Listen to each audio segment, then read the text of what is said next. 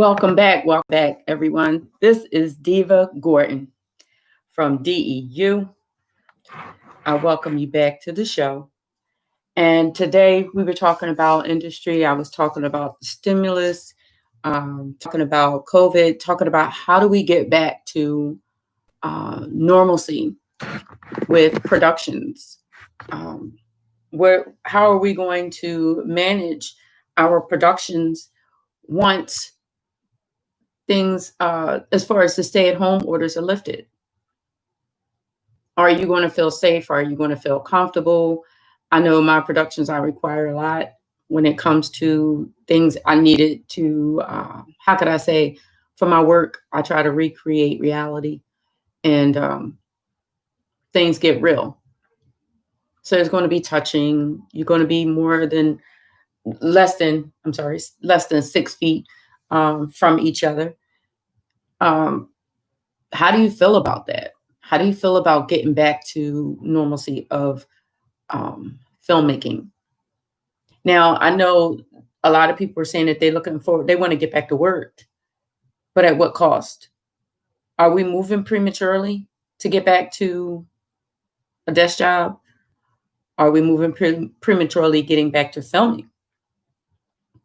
I suggested some preliminary things that can be done during COVID, as far as depending on your stay-at-home order, going out and getting some of those scenery shots that you need for the production.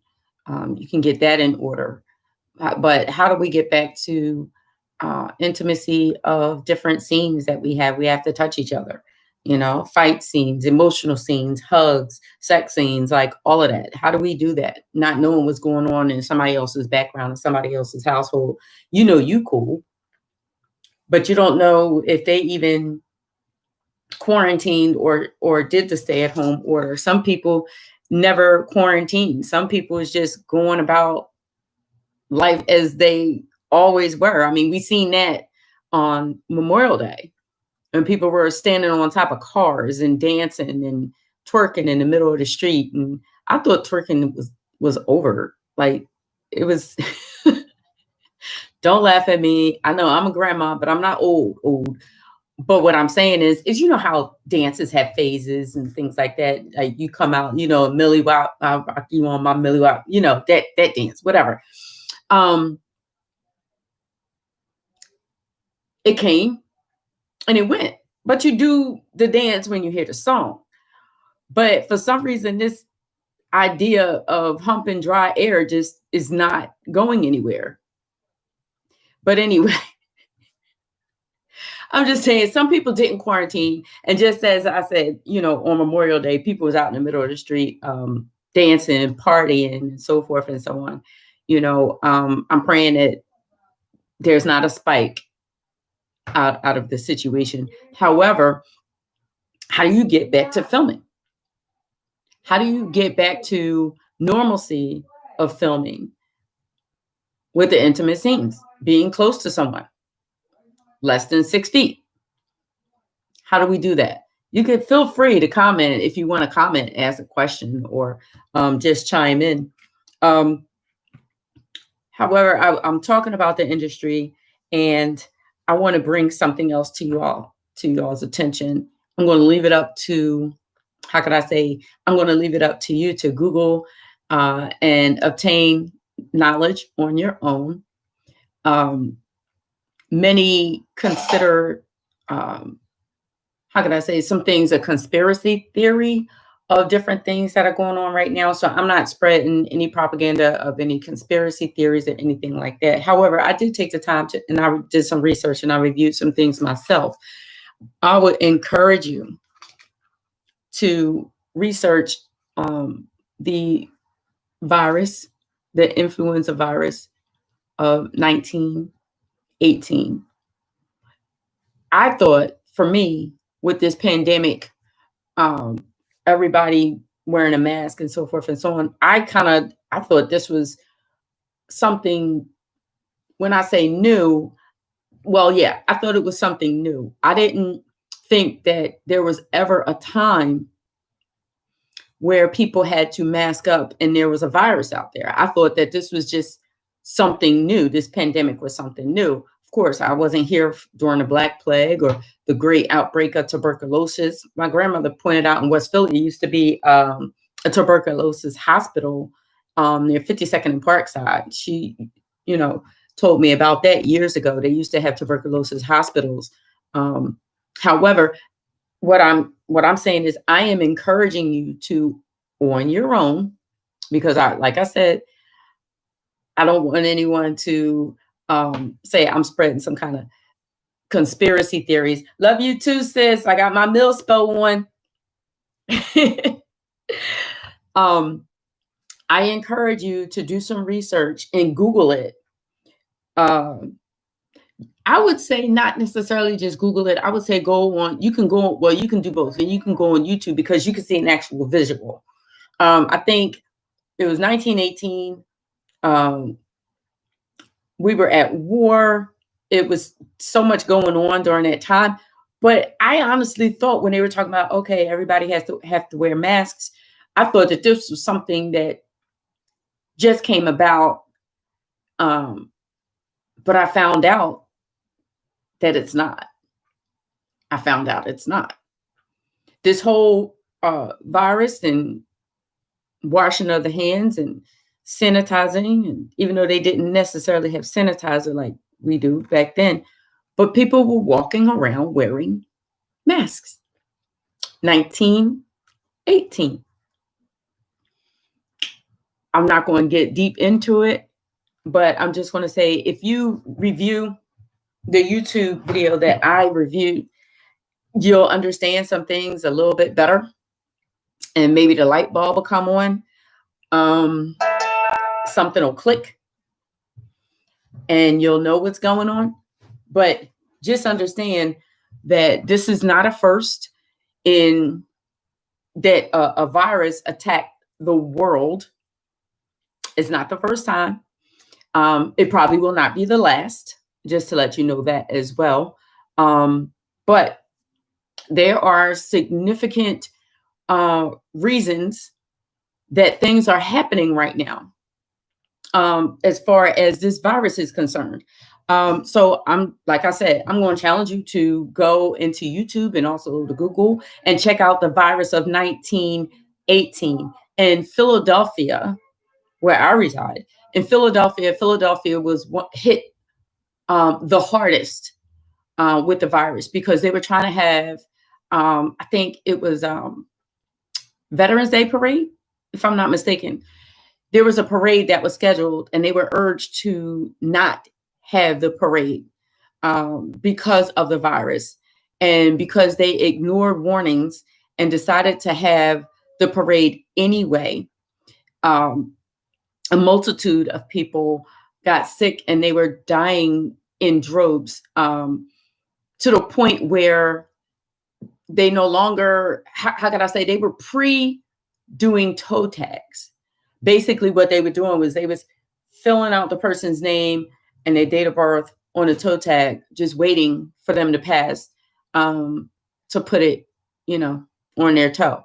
I do a lot of research and I watch a lot of things. I try to investigate things before I let it leave my mouth. But like I said, I'm not one to spread conspiracy theories, and I don't want people to say, oh, she's just talking propaganda or what have you. So like I said, I'm encouraging you to look it up yourself. Research it yourself. What I may do is just put the link on my page and you'll be able to watch it for yourself and get a better understanding of things. But like I said, the virus, which in turn was influenza, they named it influenza. It hit Philadelphia. I'm sorry, I was a little distracted, but it hit Philadelphia, PA, harder than anywhere. And one of the things that it was saying throughout the video is that it was even more widespread quickly because our soldiers were sick. our naval soldiers were sick, and what was happening, and we're talking 1918, what was happening is same thing, 14-day incubating period. You have no symptoms. You don't even know that you're sick. So you could be on a ship with somebody that's sick. And every time that they would port, of course, they would have somebody that's sick. They would leave that person there so that they can get well. But of course, that person, because they had no control over the spread of it, that person would infect the next person. And then when they would go to another port, the same thing was happening. So this is not something new that we're going through right now as far as the spread of the virus. Is something that has been across the world. And like I said, you can Google it and research it because it happened in 1918. From 1918 until 1920. And they also had a stay-at-home order in place. They didn't have the kind of medical facilities and treatment and things like that that we have right now. So more people passed away back then. But like I said, Philadelphia was one of the most hard hit locations. But every time that naval boat or naval boats would dock, they would infect that area. And actually, the United States, I believe, was the last location to actually be infected. I believe the first was Southern Europe, I'm sorry, not Europe, South America, and then it went to South Africa, Asia, and it traveled all the way back to North America. So at any rate, I'm just saying to you all, educate yourself and understand that history does repeat itself. It really does repeat itself. I try to educate you all as much as possible, but like I said, I need you to read it and I need you to see it for your own, because I don't want to hear, oh, she's spitting conspiracy theories and things like that. I won't do that. I'll give you educated information that I watched, I read, or what have you. I know I touched on it a little earlier, but I'm going to have to touch on it again. I can't just bypass it like that. My daughter is just coming. This is what happens when we work from home. Sorry. No, you're fine. You're fine. Trying to tiptoe. You're fine. Like I was saying, I want to touch back on something that I mentioned earlier, and I said I just wanted to say a prayer, but we need to talk, people. We got to figure this out. I don't know how we're going to figure this out, but we got to figure this out. How are we going to get the death rate of our African-American males under control at the hands of law enforcement?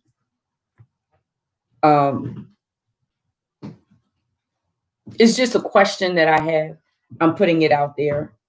And like I said to you all before, I challenge you to help us come up with something. I know one thing that I believe would help: accountability. People that perform these heinous acts, you can walk, it's fine.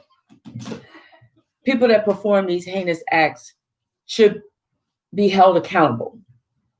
And it's my thought that because we don't hold them accountable, and there's always a slap on the wrist, or there is an excuse for the behavior, it's going to continue until they're held accountable. I'm going to say, I listened to someone say about Ahmaud,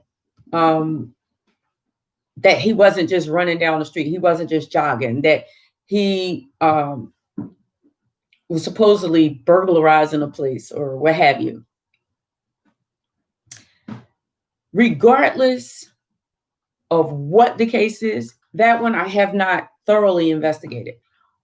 But my thought is this: regardless of what he did not deserve to be chased down and gunned down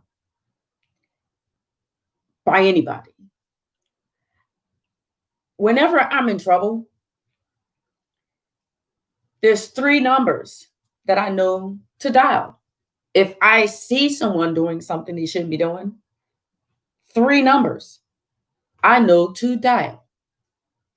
At no time am I going to go back to my home, grab a firearm, jump in my car, and chase somebody down because they're doing something wrong.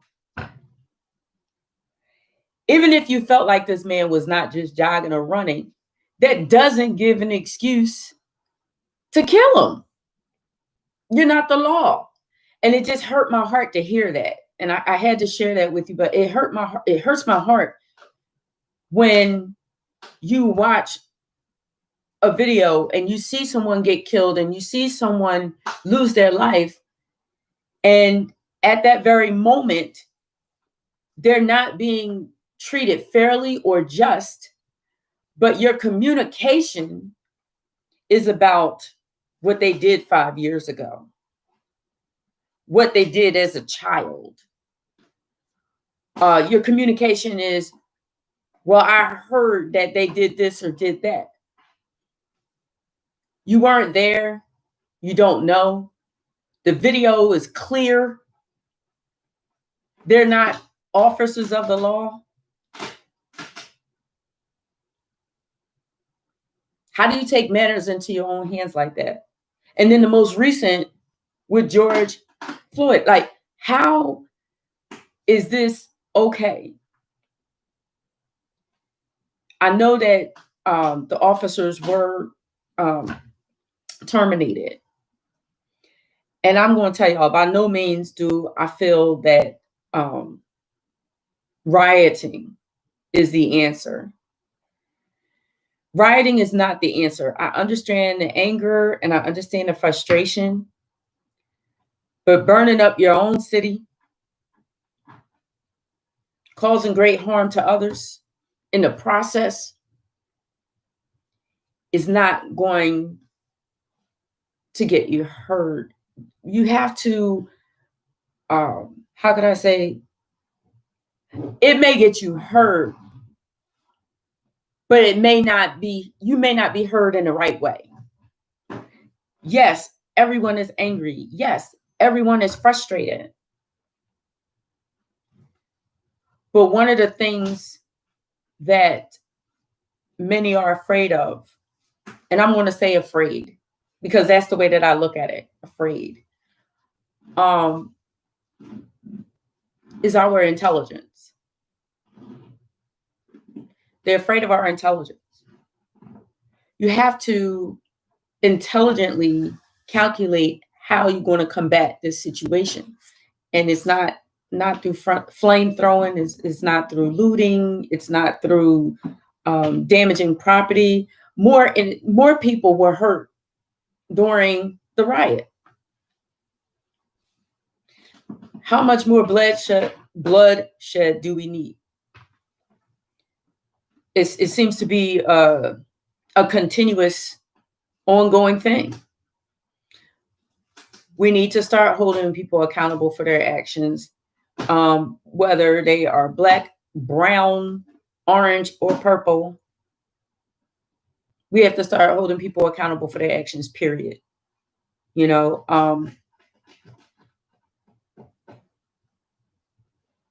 that's just the bottom line. I had to come back and talk about it because I said I wanted to say a prayer for those that have lost their lives senselessly, but they deserve so much more. Their families deserve so much more. I don't think an apology would be enough. But I think, like I said, we need to start handling these things with intelligence and not with our fists and not with anger and frustration. Okay. So we need to collectively come together, follow these stories, find out what's going on, what we can do on our part, because the senseless killing has to stop. It has to stop. Come here for a minute, Alicia. So I know you all haven't seen her in a while because she's not on social media. Oh my gosh, she talking about her edges ain't fixed. You gotta bend down. Say hey. Hi. It's my baby girl. But she's not a baby anymore. Nope. Ugh, still sounds like a baby though. I always will. You do too. It's the Gordon genes. So she stopped in to bless me with her presence for a minute, or was it just a pick up an Amazon package? No, I've been had that. That's the stuff for my lash business. Okay. I need to print out a application for an apartment. Okay. So listen, I gotta fix this camera so y'all can see her. 22, looking 12. My face is getting fat. Anywho, come here. This is Deeva Gordon from DEU with the Deeva Show. And I brought you over here for a couple of reasons. One, she doesn't have a Facebook account anymore. She's not on Facebook. She's on Instagram. However, on her Instagram at Unleash a G. Now, saying all of that to say, currently and right now, she came here to pick up her business supplies. She currently has her own online business. And what's that business? It's called Swayze. It'll be coming out once this whole COVID thing is over. I'm still waiting for supplies because everything is getting mailed slower and slower as this thing gets worse. So unfortunately, it's taking a little bit more time to put together. So once I get the rest of the supplies in the mail and I, update the website and everything, I'll, post on my page at Unleash AG on Instagram and Twitter. I will post the announcement date of when it will be unleashing, and I will do also a pre-order sale. So it'll be a collection of lashes. I'm going to have bonnets, utensils for makeup, stuff like that, for the girls. And slowly I'll be introducing stuff for the guys. I'm still trying to, pick out a few things because, I don't want to be like everybody else. I want to make mine very unique. So I'm still picking out a few things for the guys. So soon, so stay tuned. You hear this right?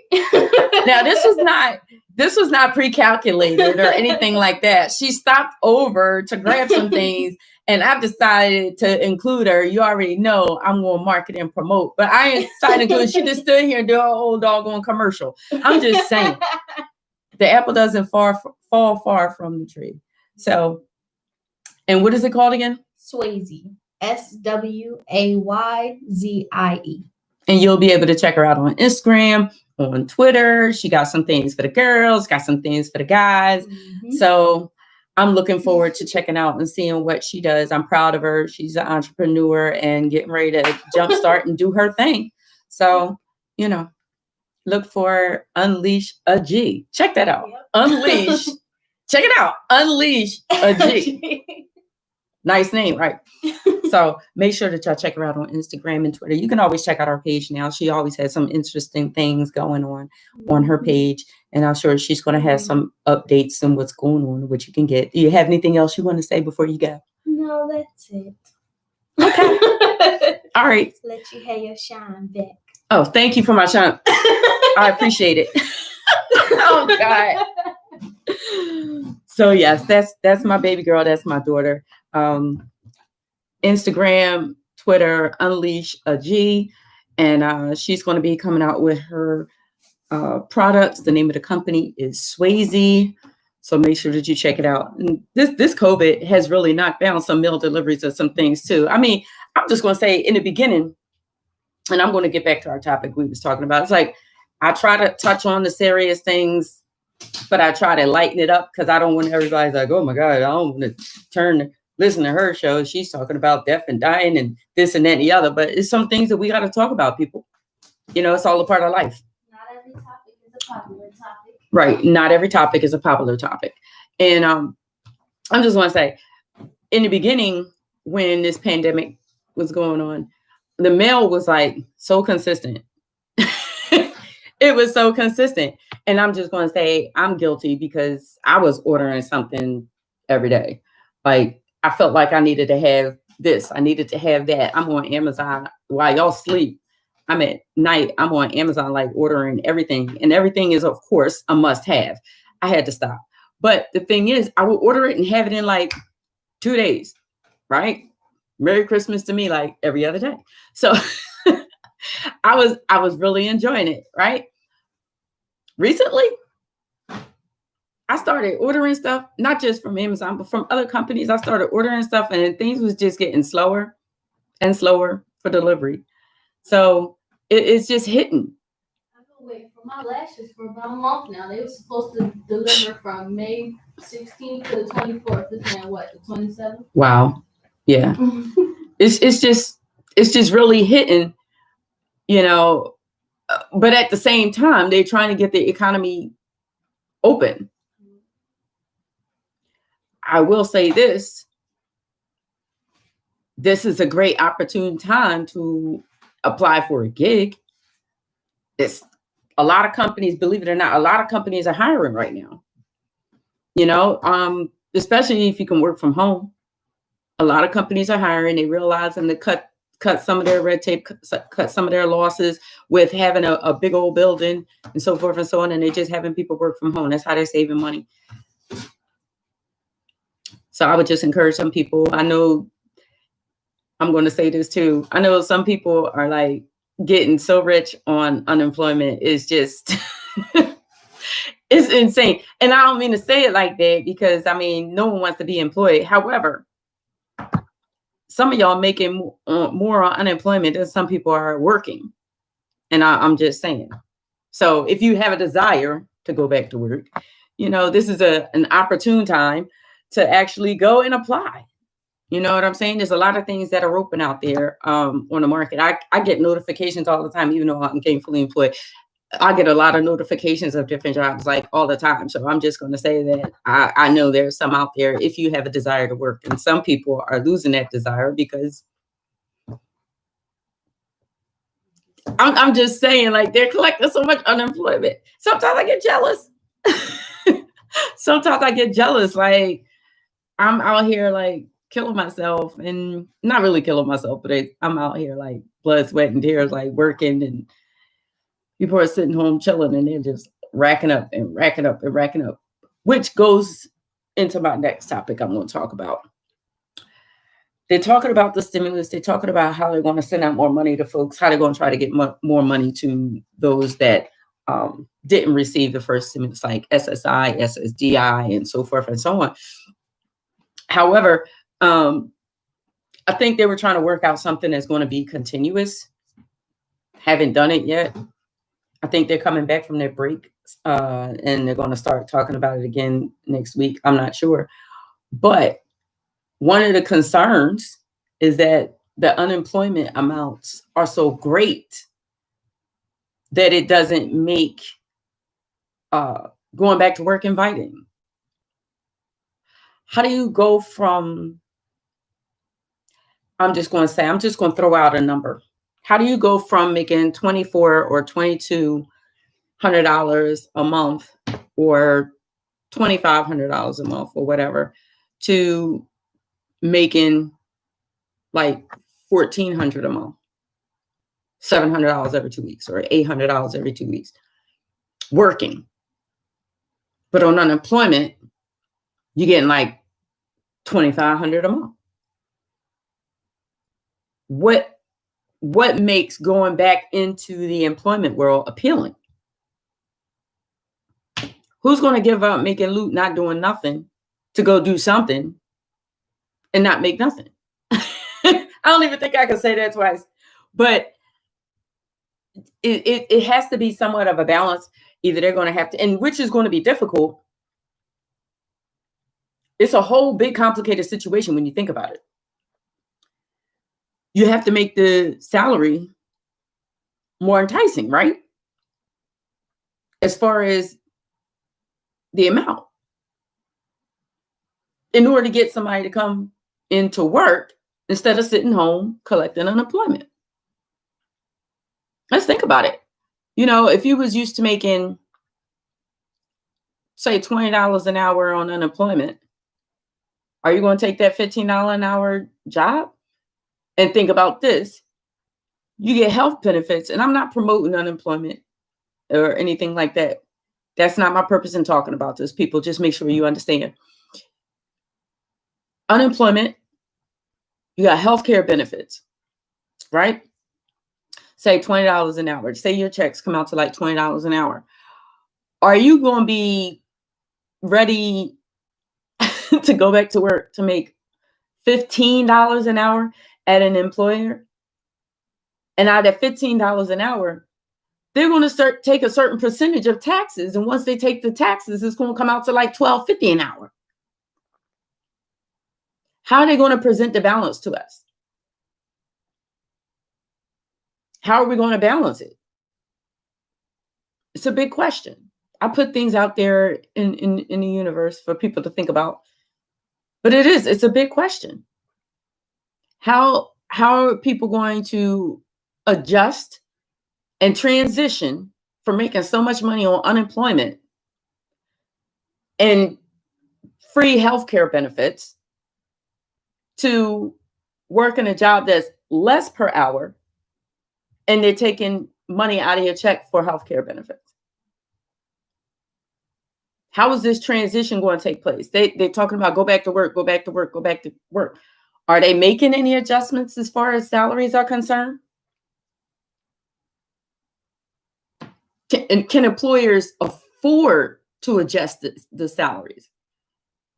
Is the deficit of employees, is that going to be something that makes them increase those salaries for you to go back to work? And I like I said, I just keep thinking about the whole nine, like elevators. Do you want to be on an elevator right now? Like I said, going back to work is not just only in the film industry, just across the board. Like how are we going to get back to normalcy? It's so many buildings that have elevators that take you from floor to floor. Are you going to be I'm just saying, you're not going to be able to stand in an elevator and keep 6 feet. Let's be real. How comfortable are you going to be to get on an elevator full of people that you don't know to go back to work? Some buildings have like 20 floors, 22 floors, whatever. You can't walk up all of those stairs. And I know I'm presenting some small things, but I mean, these are some things that you got to think about. They want people to go back to work and start to get back to some kind of normalcy, but are they making the salaries inviting? And they say they're going to put precautionary measures in place. What precautionary measures are you going to be able to put in place in a work environment? Are you going to bring back half staff so that people can sit at a social distancing length? How are you going to bring people back to work?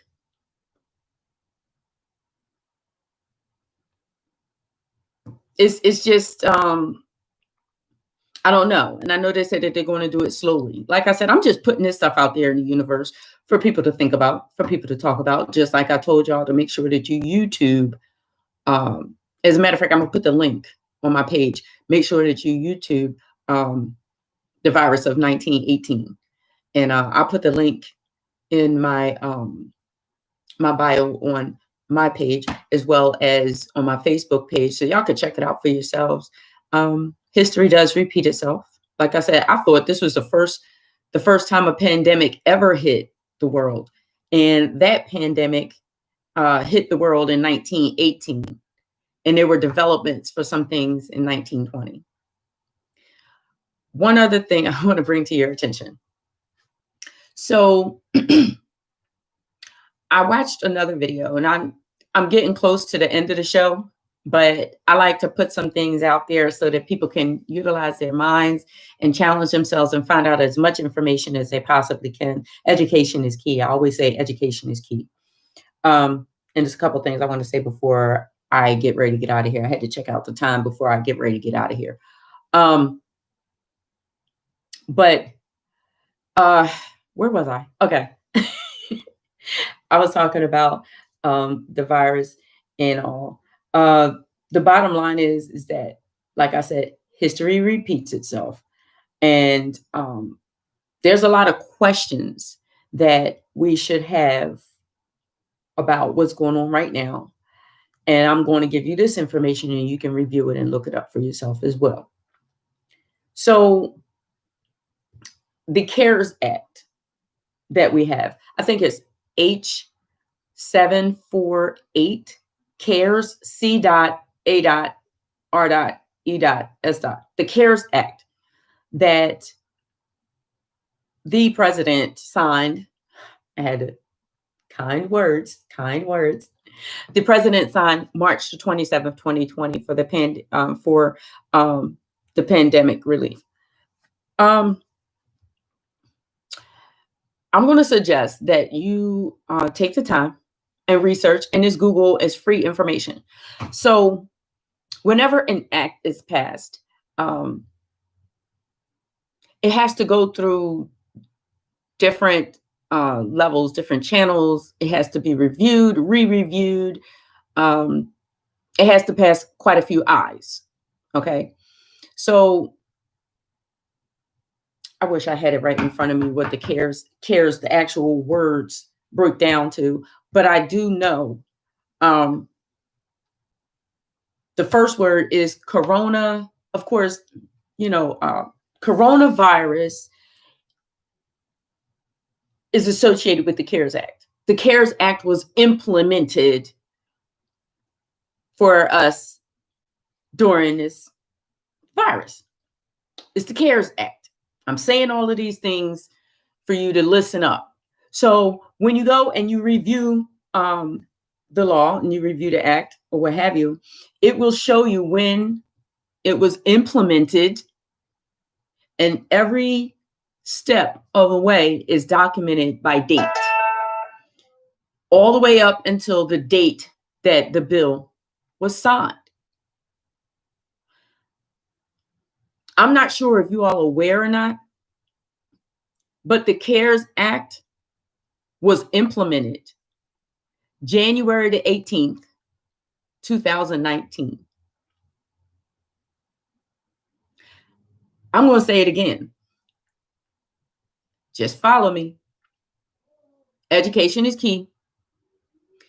The CARES Act that was put into place, the CARES Act that was just recently put into place, March the 27th, 2020, that was signed by the president for relief during this pandemic, was implemented January 18th, 2019. A year before the pandemic hit. You can Google the document and read it. Whenever an act is implemented, each step it takes is documented. Each step it takes is documented. So everyone was just so excited, and we getting, he's going to sign something that's going to give us some relief and this, that, and the other. Understand the CARES Act that was signed for the coronavirus pandemic that we're going on right now. It was signed March the 27th, 2020. It was implemented January the 18th, 2019. So who didn't know about the virus? Okay. Yep. Putting that out there. Y'all can check it out. And like I said, I'm going to put that little link on my Facebook page. And those of you that subscribe to my YouTube page, GEU Productions LLC, as well as Shador Radio LLC will receive that information. And when you click on it, I'm just telling you, it's an hour, but it's very interesting because, like I said, I thought that this virus was the first time something like this ever happened, but it happened in 1918, and it continued on until 1920 while they were putting up the radio towers. That's when they implemented radio. Oh, I let that out. Yeah. Anyway, I'd like to keep y'all updated and informed and give you as much information as I possibly can. But yes, we had the same type of virus and people were wearing masks in 1918. And Philadelphia was one of the most hit by that virus. So I just want to give y'all information from industry, keeping it 100, inspiration, keeping us uplifted, hopefully during this pandemic. Like I said, it hit home, it hit my family. So with that being said, yeah, I had to speak out yesterday. I'm good. I'm okay. But I just ask, that y'all just say a prayer, not only for moms, but for those that are coping, that are dealing, that are taking care of a family member, those that are in financial struggle. Shout out to those that are actually volunteering their time to do things selflessly for others. You are appreciated. Just like I said last time on our show, our mail carriers, our frontline police officers to firefighters. And please understand this, people, not all police officers have carried the same thought and the same attitude as the officer that murdered that gentleman the other day. And I'm just going to say that. So just keep that in mind. So don't turn on the blue, because of the situation. I just have to take a deep breath when I think about it. It's just so disheartening. So this is Deeva Gordon with the Deeva Show. I am on every second and fourth Thursday from 12 noon until 2 p.m. I come and give you music, inspiration, information about the industry, and I keep it 100. I try to bring you as much educated information as I possibly can. I'm not just going to spew information that I am not familiar with you. I will share some things with you to spark you to do some research on your own, as I always do. Staying educated is key. I thank everybody for their commitment. I thank everybody for your consistency. I appreciate you all rocking out with me. Like I said, check out some of our platforms.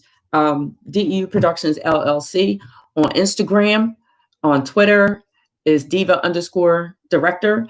Make sure that you check out everything that's going on with DEU. We have Witness that will be coming up. It's every now and then I will post on my page. I'll post previous radio show interviews as well as some of our productions. And if you watch one of our productions, I just appreciate if you just hit the like button or the subscribe button so that you can just stay up to date, because we have so much material to continue to post. But once things do start opening up and we're comfortable with going back to some kind of normalcy with filming and things like that, I got some stuff that's going to be coming to you. And this whole situation I'm dealing with right now with the COVID situation is just deep. And I intend to write about it. Yeah, I'm going to talk about it. I have to expose some things. And it's just the bottom line.